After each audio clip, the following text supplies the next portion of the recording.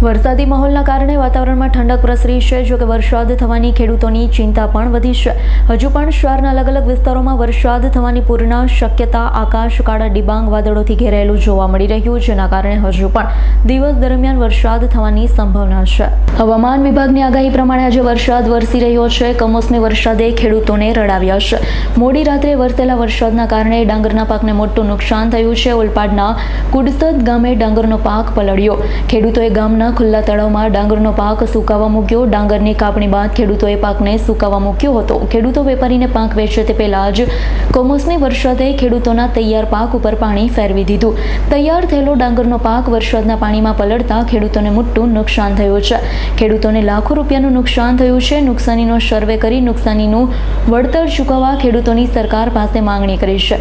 આવી પરિસ્થિતિમાં મંડળીઓ ખેડૂતોની બહાર આવે તેવી ખેડૂતોની આશા. Bureau report S9 news Surat. અમારી તમામ માહિતીથી અપડેટ રહેવા માટે જોડાયેલા રહો S9 ન્યૂઝ સાથે.